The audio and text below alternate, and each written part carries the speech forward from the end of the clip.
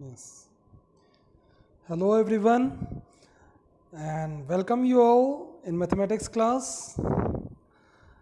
And today we are going to study this chapter unitary method, and we are going to use the method here direct variation. Okay, direct variation of unitary method, that we are going to study some more word problems we will see here. Okay, of some higher order. And now let's get started here. Now you see that what given, the term is direct variation. Just for revision only, in last class also I have told about it, that two quantities are said to be in direct variation if increase in one quantity causes increase in other quantity, and similarly decrease in one quantity causes decrease in other quantity. And that also both the increase in one quantity, that much increase you are seeing here, the increase in one quantity, the similar increase you will see, that means the in the same proportion you will see increase in the other quantity.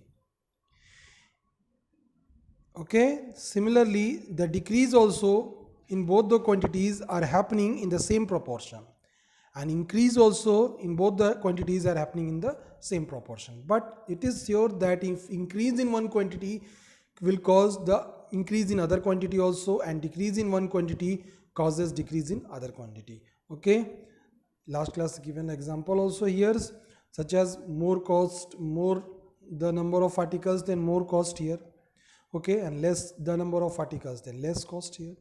Now here in this question you have to see that a train covers a distance of 51 kilometer in 45 minutes. Okay, in 45 minutes, then how long will it take to cover 221 kilometer? That means asking time, asking the duration of time taken to cover 221 kilometers. So how you are going to solve that? You see, you will write the statement that time taken to cover a distance of 51 kilometers. See the statement how to write that. Okay, so time taken to cover a distance of 51 kilometer is 45 minutes. Okay, it is given in question. Then we can say that the time taken to cover a distance of 1 kilometer, we are finding the value of unit kilometer, that is 45 by 1 minute.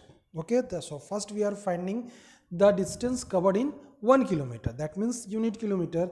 Then you will say therefore the time taken to cover a distance of 221 kilometer, this you will multiply 45 by 51, that means the time taken to cover 1 kilometer, this time taken 45 by 51, this you will multiply with 221.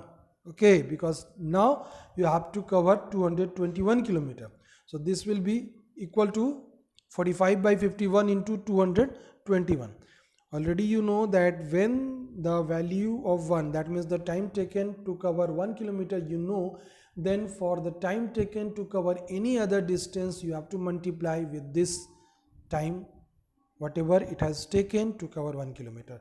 So 45 by 51 into 221, so when we will solve that, we are getting 195 minute. Okay, 195 minute, that means it is, because 60 minutes equals to 1 hour, then 180 minutes equals to 3 hour only, because 60 into 3 is 180, so 3 hours and then 15 minutes is remaining, that means 180 plus 15, and 180 minute is 3 hours and 15 minute is 15 minute, so it is 3 hours and 15 minute it will take to cover a distance of 221 kilometer by the same train. Okay, because it is considered here that the train is moving with a constant speed. Okay, now if the weight of 6 sheets of paper is 162 kilometer, that is next question, it is here. So weight of 6 sheets of a paper is 162 grams. How many sheets of the same quality, that means the quality of page is same, not thicker not thinner you can say, but it is of same quality and same everything. Okay, so how many sheets of the same quality of paper would weigh 13.5 gram? Okay, so how many sheets of paper it will be there if Their weight is 13.5 kg here, not gram. So you will say what? Number of paper sheets that weigh 162 gram is 6, given in the question. Number of paper sheets, because asking at the last asking number of paper sheets only. So you have to write this statement in this way, that number of paper sheets from starting. So number of paper sheets that weighs 162 gram is 6. Then number of paper sheets that weigh 1 gram, you are finding the value of 1 again. That means the number of paper sheets for 1 gram weight. For 162 gram it is 6. Okay. Then for 1 gram it is 6 by 162 for finding the 1. For finding 1. Okay. That means the number of paper sheets for 1 gram you have to divide only. This is the unitary method only. That for finding the value of 1 you have to divide only. Okay. Number of paper sheets that weigh 1 gram is 6 by 162. Then now you know that you have to find the number of paper sheets that weigh 13.5 into 1000, because you have to convert this 13.5 kg into gram. So we know that 13.5 kg equals to 13.5 into 1000 gram, because 1 kg equals to 1000 gram. Therefore 13.5 kg equals to 13.5 into 1000 gram. Therefore statement we are going to write that, therefore number of paper sheets that weighs 13.5 kg means 13.5 into 1000 gram. Number of paper sheets that weigh 13.5 into 1000 gram. It is equal to 6 by 162, because this is the number of paper sheets that weigh 1 gram is 6 by 162. So this with this you will multiply. Number of paper sheets, that is 6 by 162 for 1 gram weight is 6 by 162. With this you will multiply the value 13.5 into 1000, because you need that number of paper sheets that weigh 13.5 kg. So you have converted in gram by multiplying with 1000. So this we will calculate, this it is coming 500. That means number of paper sheets will be 500. You will divide that with 162 13.5 or 1000.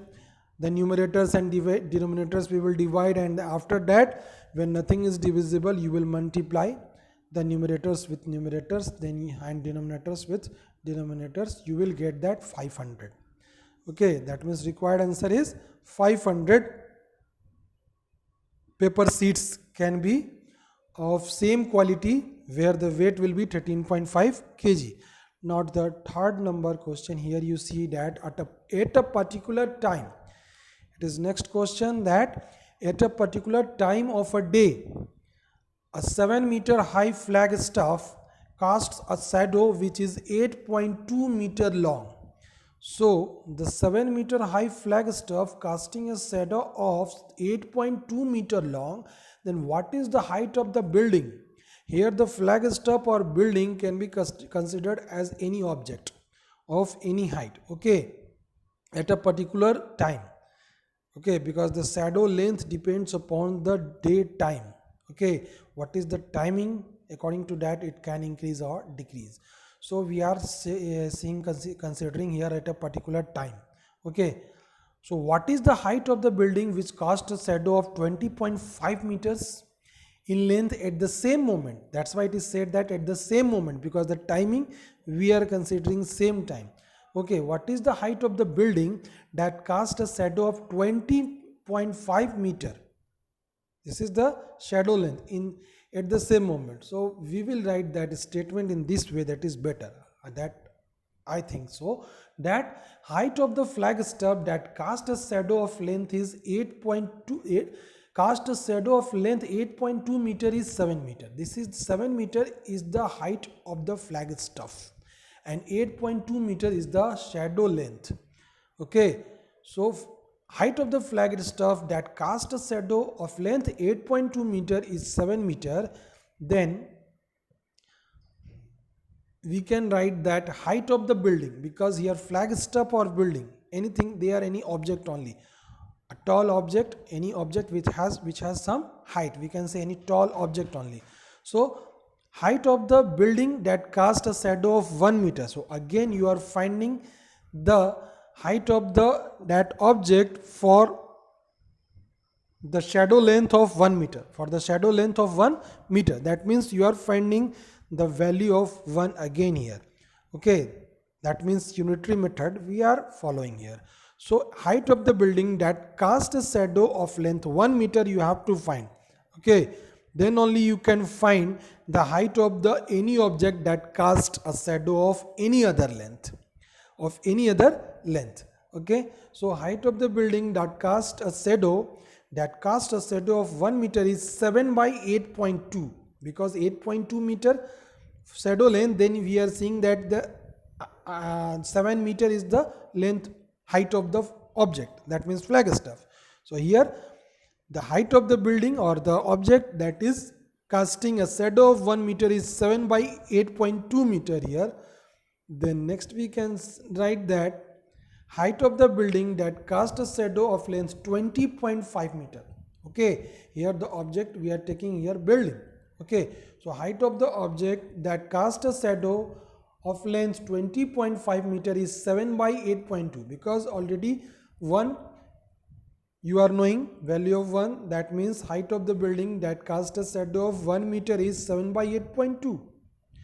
Then height of the building that cast a shadow of length 20.5 is 7 by 8.2 into 20.5. This you will multiply, then we will get that. You will solve this expression only easily. Okay, 20.5 means we can write 205 by 10, and this 8.2, when you will cut the decimal you can transfer it 10 upside, that means 70 by 82, and then we will calculate it is coming actually 17.5 meter. This is the height of the building that cast a shadow of 20.5 meter when the shadow is formed at the same moment. Okay, this is given in question. So therefore the height of the required building is 17.5 meter. So this way it is all over, students. Now you may solve exercise 9A question number 8 to 13 of this unitary method, chapter number 9. Okay students, and revise this method, direct variation or direct proportion. Okay, so thank you all of you.